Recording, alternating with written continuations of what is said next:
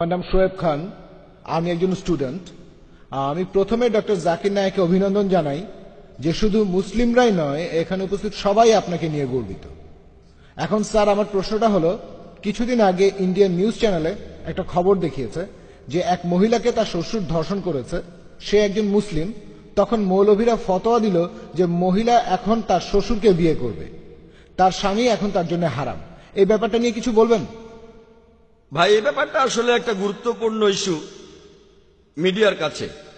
আর আপনারাও হয়তো জানেন যে কয়েক মাস আগে ইন্ডিয়াতে ইমরানা নামে একজন গৃহবধূ, তাকে তার শ্বশুর ধর্ষণ করেছিল। তখন ফতোয়া দেওয়া হয়েছিল, বেশিরভাগ ইন্ডিয়ান ওলামাই তখন ফতোয়া দিয়েছিলেন। আর একটা দারুল উলুম ফতোয়া দিয়েছিল, যেহেতু মেয়েটাকে তার শ্বশুর ধর্ষণ করেছে, তার স্বামীর কাছে ফিরে যেতে পারবে না, সে স্বামীর জন্য হারাম হয়ে গেছে।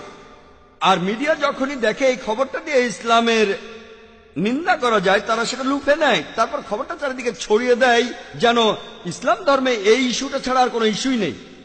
আর ইন্ডিয়ান প্রেস তারা কি করেছে, বেশিরভাগ চ্যানেলে খবরটা দেখানো হয়েছে যে ইসলাম ধর্মের উলামা, শিউখ আর মাওলানা তারা বলে একটা মেয়েকে তার শ্বশুর ধর্ষণ করেছে, সে একজন ভিকটিম। কিন্তু ইসলাম ধর্ম কি বলছে?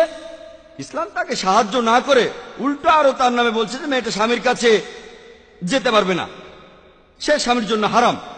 আর মিডিয়া তারপর এই খবরটাকে চারিদিকে ছড়িয়ে দিচ্ছে, এমনকি আজকেও ছড়াচ্ছে।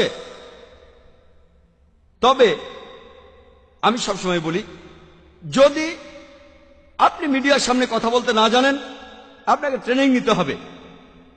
আর এই ঘটনার কয়েক সপ্তাহ পরেই অন্য কয়েকজন মুসলিম বিশেষজ্ঞ বললেন, না না না, মেয়েটা তার স্বামীর জন্য হারাম নয়, সে স্বামীর কাছে ফিরে যেতে পারবে। যারা ফতোয়া দিয়েছে যে মেয়েটার জন্য তার স্বামী হারাম, তারা ভুল বলেছে। তারপর তারা অমুসলিমদের সামনে এ নিয়ে তর্কযুদ্ধ শুরু করে দিল। আমরা এইভাবে আমাদের দুর্বলতাগুলো অন্যদের সামনে তুলে ধরছি। মজার ব্যাপারটা হচ্ছে, বিশেষজ্ঞদের এই দুটো দলই তাদের ফতোয়া দেওয়ার জন্য পবিত্র কোরআনের একই আয়াতের উদ্ধৃতি দিয়েছে।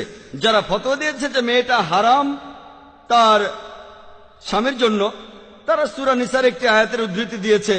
সূরা নিসার 22 নম্বর আয়াতে বলা হয়েছে যে নারীদের মধ্যে তোমাদের পিতা যাদের নিকাহ করেছেন, তোমরা তাদেরকে নিকাহ করো না।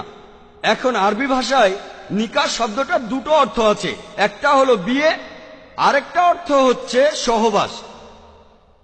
আর আরবি ভাষা সম্পর্কে ভালো জানে এমন কাউকে জিজ্ঞেস করুন, তিনি বলবেন হ্যাঁ, নিকাহ শব্দটা দুটো অর্থ হচ্ছে, একটা হচ্ছে বিয়ে, আরেকটা হচ্ছে সহবাস। আর বিশেষজ্ঞদের প্রথম দলটা, তারাই সংখ্যায় বেশি, তারা হলেন দারুল উলুমের একটা বিশেষ গ্রুপ। তারা নিকাহ শব্দটার অর্থ করেছেন সহবাস। তাহলে নিকাহ শব্দের অর্থ ধরে নেন সহবাস, তাহলে কোরআনের এই আয়াত বলছে তোমরা সহবাস করতে পারবে না তোমাদের বোনের সাথে, তোমরা সহবাস করবে না তোমাদের ফুপুর সাথে অথবা খালার সাথে, এবং তোমরা সহবাস করবে না সেই মহিলার সাথে যে সহবাস করেছে তোমার বাবার সাথে। এটার উপর ভিত্তি করে তারা বললেন ছেলেটার বাবা এই মেয়ের সাথে সহবাস করেছে, এখন এই মেয়ে তার ছেলের সাথে সহবাস করতে পারবে না, মেয়েটার স্বামী তার জন্য হারাম। অন্য আরেক দল বলল না, এটার অর্থ বিয়ে। এ নিয়েই তারা তর্ক করতে লাগলো। আমাদেরকে হিকমার সাথে উত্তর দিতে হবে। 1 নম্বর পয়েন্ট, ইমরানা নামে এই মেয়েটার সাথে যা হয়েছিল সেটা সহবাস ছিল না, এটা ছিল জিনাবিল জবর, ধর্ষণ।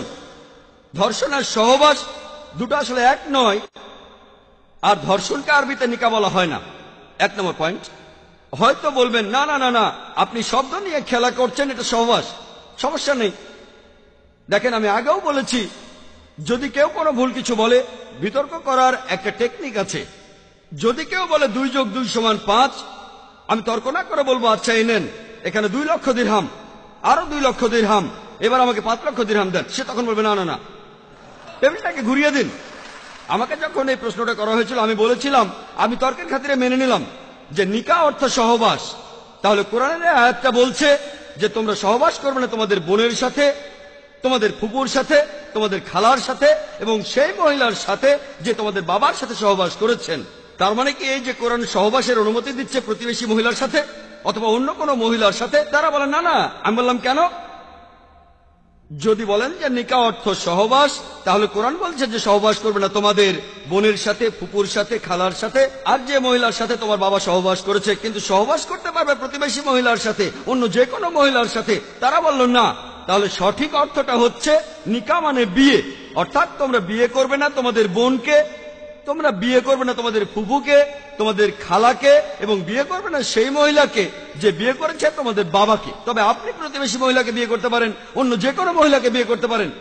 তাই আপনারা লড়াই না করে হিকমা দিয়ে এটা বোঝাবেন, আর কোনো বিশেষজ্ঞই বলবেন না যে আপনি সহবাস বা জিনা করতে পারেন যে কোনো মহিলার সাথে।